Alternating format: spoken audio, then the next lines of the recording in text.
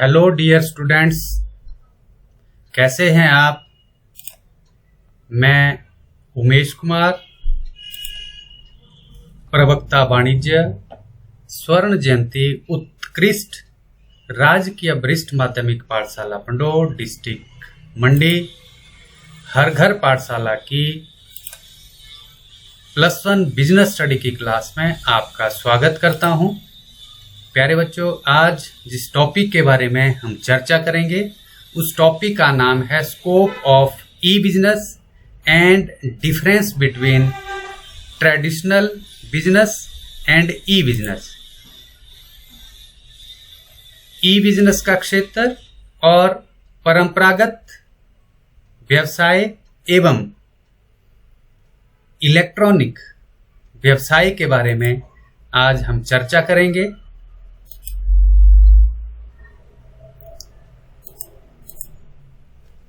ई business का क्षेत्र, scope of E business. E business के क्षेत्र को इलेक्ट्रॉनिक व्यवहार करने वाले पक्षकारों के दृष्टिकोण से समझा जा सकता है।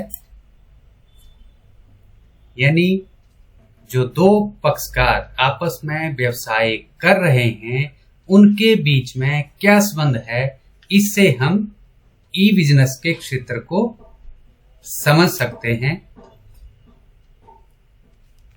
तो ई बिजनेस के क्षेत्र में नंबर 1 B2B कॉमर्स, यानी बिजनेस टू बिजनेस कॉमर्स। इस क्षेत्र का अर्थ है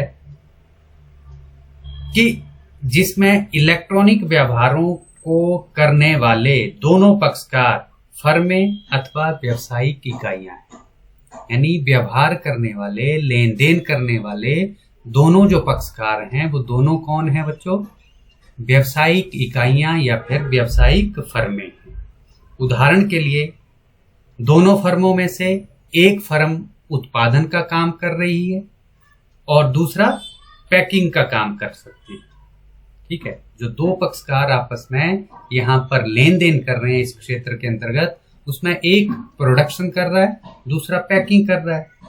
तो पैकिंग करने वाला माल के बारे में पूछताछ कर सकता है, आदेश दे सकता है, भुगतान का काम कर सकता है, लेकिन ये सभी जो काम है इंटरनेट पर ही किए जाते हैं।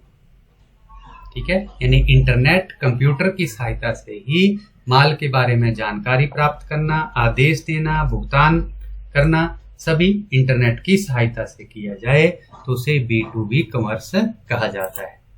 Number 2 B2C commerce, business to customer commerce. यानी B मीन बिजनेस और C मीन कस्टमर्स। जैसा कि इसके नाम से ही स्पष्ट हो रहा है कि इसके अंतर्गत एक पक्षकार फर्म होती है और दूसरा पक्षकार ग्राहक होता है। ग्राहक घर बैठे ही इंटरनेट पर अपनी मनपसंद की वस्तुएं देख सकता है, उनकी जानकारी ले सकता है, आदेश दे सकता है। कुछ मदों में इंटरनेट पर ही, यानी जैसे सॉफ्टवेयर हैं या दूसरी जो चीजें हैं घर पर ही उसी में वो अपने कंप्यूटर सेट पर प्राप्त कर सकता है, भुगतान कर सकता है और ग्राहक यह काम 24 घंटे कर सकता है। दूसरी ओर फर्म किसी भी विषय पर सर्वे करवा सकती है कि कौन क्या खरीद रहा है, ग्राहक संतुष्ट हैं या नहीं हैं। आजकल कॉल सेंटर इस काम को कर रहे हैं, वो बहुत सी जानकारियां हमसे प्राप्त करते हैं। यानी B2C कॉमर्स, जो बच्चों हम घर बैठे शॉपिंग करते हैं किसी भी ऐप के द्वारा, किसी भी वेबसाइट के द्वारा, तो उसे B2C कॉमर्स कहा जाता है। यानी उसमें एक पक्षकार हम हैं यानी ग्राहक है और दूसरा पक्षकार कौन है बच्चों? बिजनेस। ठीक है, तो इलेक्ट्रॉनिक व्यवहार व्यवसाय और ग्राहक के मध्य, electronic transaction between business firms and customers.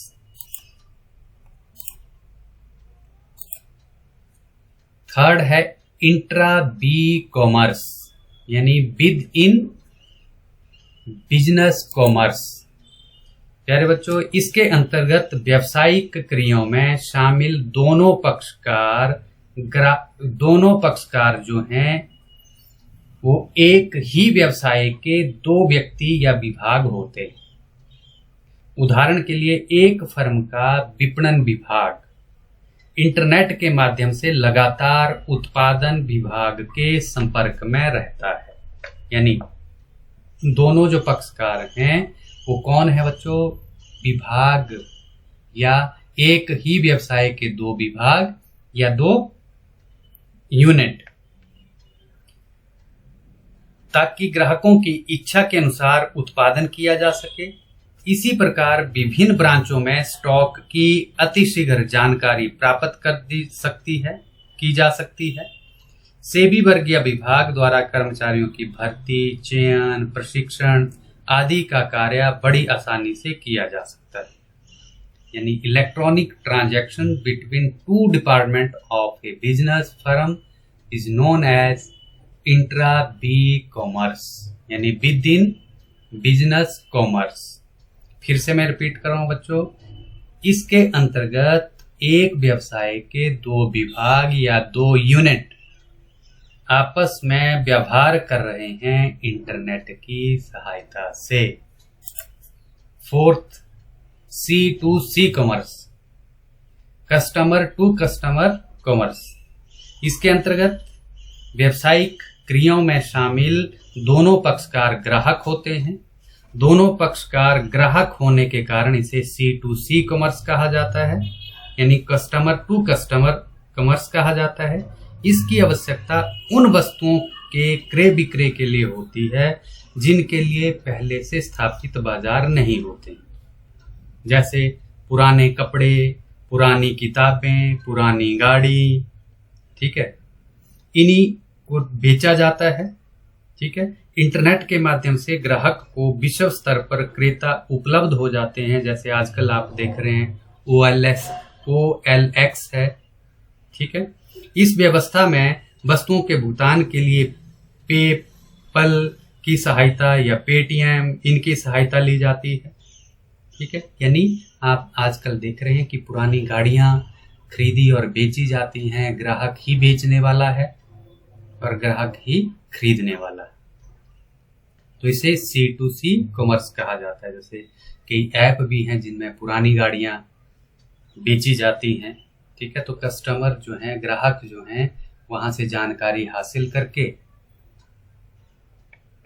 गाड़ी अपनी बेच सकता है। या आजकल कई लोग फेसबुक का या जो भी सोशल मीडिया है उसकी सहायता से अपनी गाड़ी, स्कूटर, बाइक, मोबाइल, ठीक है, इनकी ऐड करते हैं अपने नंबर पर कि मेरी ये गाड़ी है, मेरी ये बाइक है, इसको मैं बेचना चाहता हूँ। उसकी कीमत, उसका मॉडल, फोटो वगैरह शेयर कर दिए जाते हैं सोशल मीडिया पर। टेलीफोन नंबर वहां पर दे दिया जाता है और जो इच्छुक लोग हैं कॉल करते हैं, पसंद करते हैं और गाड़ियां या जो भी सामान है वो खरीद लेते हैं। तो इसको बोला जाता है बच्चों C2C कॉमर्स। इलेक्ट्रॉनिक व्यवहार, इसके अंतर्गत ग्राहक और ग्राहक के मध्य होता है electronic transactions between customers and customers. ग्राहक और ग्राहक के मध्य जो है वो ट्रांजैक्शन या इलेक्ट्रॉनिक व्यवहार होता है। प्यारे बच्चों, पहली इमेज आप देख रहे हैं, इसमें B2B कॉमर्स की इमेज है। इसमें आप देख रहे हैं कि एक व्यावसायिक इकाई दूसरी व्यावसायिक इकाई को कुछ खरीद रही है या उसे कुछ बेच रही है। दूसरी इमेज आप देख रहे हैं, इसमें B2C कॉमर्स है, ऑनलाइन स्टोर। इसमें कस्टमर्स हैं, ऑनलाइन स्टोर हैं। ठीक है, वो प्रोडक्ट वहां पर देख रहे हैं, पसंद कर रहे हैं, फिर ऑर्डर कर रहे हैं, पेमेंट कर रहे हैं। ठीक है ना, और फिर डिलीवरी लेकर के जो डिलीवरी बॉय है कस्टमर तक आता है। पूरा आप एक साइकिल देख रहे हैं। नंबर 1 आप देख रहे हैं कस्टमर है, फिर ऑनलाइन स्टोर है, ठीक है, फिर प्रोडक्ट्स एंड ऑफर है, फिर पेमेंट है, फिर एक्सपेंडिशंस है और फिर डिलीवरी है। और इस तरह से ग्राहक तक वो जो सामान है वो पहुंच जाता है ये इमेज है e commerce B2C। Next image बच्चों आप देख रहे हैं C2C कॉमर्स। इसमें दोनों ग्राहक हैं जो वस्तु अपनी बेचना चाहता है किसी दूसरे ग्राहक को। आप एक के हाथ में रुपीज से भरा हुआ बैग देख रहे हैं और एक कस्टमर के पास आप की देख रहे हैं और पीछे एक घर है। इसका मतलब कि ग्राहक जो है वो अपना घर बेच रहा है, उसकी चाबी वो उसके स्पुर्द कर रहा है, उसको दे रहा है। ठीक है, यानी C2C कॉमर्स। लास्ट इमेज बच्चों आप देख रहे हैं intra B commerce. Intra B commerce एक कंपनी है जिसके 2 यूनिट हैं, unit number 1 and unit number 2, या डिपार्टमेंट नंबर 1, डिपार्टमेंट नंबर 2 आपस में ऑनलाइन या कंप्यूटर की सहायता से जानकारियां एक दूसरे की ले रहे हैं और इस कंपनी को सफलता की ओर या प्रॉफिट की ओर ले जा रहे हैं। ठीक है, जिसमें एक प्रोडक्शन विभाग है, दूसरा जो है वो दूसरा जो पैकिंग विभाग हो सकता है। ठीक है,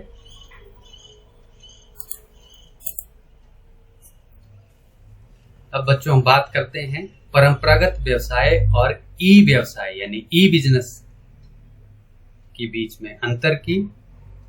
परंपरागत और ई बिजनेस में अंतर, difference between traditional and E business. प्यारे बच्चों, फर्स्ट पॉइंट है स्थापना, फॉर्मेशन। इसकी स्थापना करना कठिन है। किसकी बच्चों? परंपरागत व्यवसाय की स्थापना करना कठिन है। It's formation is difficult. और ई व्यवसाय की स्थापना करना आसान होता है। It's formation is easy. Number 2, शारीरिक उपस्थिति, फिजिकल प्रेजेंस। परंपरागत व्यवसाय के व्यवसाय में शारीरिक उपस्थिति जरूरी है। यानी इस तरह का व्यवसाय, इस तरह की दुकान या बिजनेस अगर करना है तो किसी व्यक्ति की जो शारीरिक उपस्थिति है वो जरूरी है। Physical presence is necessary. और ई व्यवसाय में शारीरिक उपस्थिति जरूरी नहीं। Physical presence is not necessary. क्यों बच्चों? क्योंकि हम अपनी वेबसाइट पर सारी जानकारियां जो वो अपलोड कर देंगे। ठीक है, और वहां से जानकारियां ग्राहक जो है वो घर बैठे कभी भी ले सकते हैं। यानी फिजिकल प्रेजेंस जरूरी नहीं। नंबर 3 है स्थापना लागत, कॉस्ट ऑफ सेटिंग अप। परंपरागत व्यवसाय की स्थापना करने की लागत कम आती है, less cost of setting up. और ई व्यवसाय की स्थापना करने की लागत अधिक आती है, more cost of setting up. Number 4 है समय टाइम। परंपरागत व्यवसाय में व्यवहार करने में अधिक समय लगता है। यानी बाजार में घूम जाना पड़ेगा, दुकान देखना पड़ेगी, दुकान में जो सामान है वो देखना पड़ेगा। पहले तो जो बाजार है घर से दूर होगा। ठीक है, तो समय लगेगा। Transaction take more time. और ई व्यवसाय में व्यवहार करने में कम समय लगता है। Transaction take less time. क्यों? क्योंकि घर बैठे ही हम वस्तु जो है वो देखेंगे, उसकी जानकारी लेंगे। ठीक है, और घर बैठे ही ऑर्डर कर देंगे। यानी समय की बचत इसमें होती है ई व्यवसाय में। और नंबर 5 है आपसी लगाव, अपॉर्चुनिटी फॉर इंटरपर्सनल टच। परंपरागत व्यवसाय में प्रत्यक्ष लेन देन होने के कारण क्रेता व विक्रेता के बीच में आपसी लगाव होता है। यानी जो दुकानदार और ग्राहक है आमने सामने बात करते हैं, तो बार बार जब वो आपस में मिलेंगे तो आपस में लगाव हो जाता है। लगाव का मतलब कि एक दूसरे को जानने पहचानने लग जाते हैं, एक दूसरे के बीच में मधुर संबंध बन जाते हैं। Due to direct transactions, more opportunity for interpersonal touch, but in e-business less opportunity for interpersonal touch। ई व्यवसाय में अप्रत्यक्ष लेन देन, क्योंकि जो ग्राहक और विक्रेता है वो आमने सामने तो है नहीं, एक दूसरे को पहचानते नहीं है, सीधा ऑनलाइन ऑर्डर कर रहे हैं।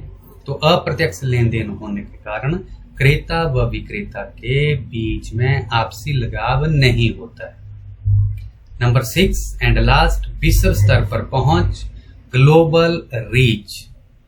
परंपरागत व्यवसाय की विश्व स्तर पर कम पहुंच है, less global reach, but in e business more global reach.